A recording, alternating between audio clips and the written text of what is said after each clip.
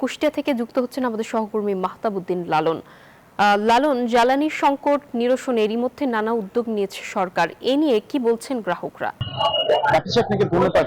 জ্বালানি সরবরাহ এই সংকট নিরসনে সরকারের নেওয়া কোনো পদক্ষেপই কিন্তু আসলে কাজে আসছে না। কারণ হিসেবে আপনাকে যদি একটু বলি, আপনি দেখবেন যে আসলে শত শত মোটরসাইকেল চালক এবং বিভিন্ন যানবাহনের চালক কিন্তু এই পাম্পগুলোতে তাদের জ্বালানি সংগ্রহের জন্য ভিড় করছেন, কিন্তু তারা তাদের কাঙ্ক্ষিত জ্বালানি না পাওয়ার অভিযোগ করছেন। তারা বলছেন যে একজন মোটরসাইকেল চালককে আমরা সকালে দেখেছি যে 500 টাকা পর্যন্ত জ্বালানি দেওয়া হচ্ছিল, এখন 300 থেকে 500 টাকা, কাউকে 300, কাউকে 400 এবং কাউকে 500 টাকা জ্বালানি দেওয়া হচ্ছে।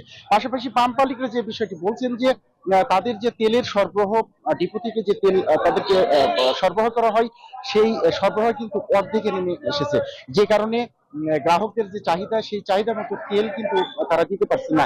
এর মধ্যে কিন্তু এই সংকটকে পুঁজি করে কিন্তু এক শ্রেণীর যানবাহন চালক বা এক শ্রেণীর মানুষ কিন্তু আসলে এই তেলগুলো সংগ্রহ করছেন এবং সেগুলো খোলা বাজারে বিক্রি করছেন, যে কারণে আসলে পাম্পগুলোতে ভিড় কমানো সম্ভব হচ্ছে না।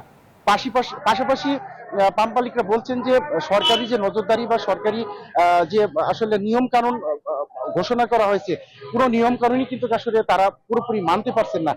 প্রতিদিনই পাম্পে ঝামেলা হচ্ছে, মারামারি হচ্ছে, হাতাহাতি হচ্ছে, এবং এই যে তেলের সংকট, সেটি কিন্তু আসলে কোনোভাবেই আসলে মোকাবেলা করা সম্ভব হচ্ছে না।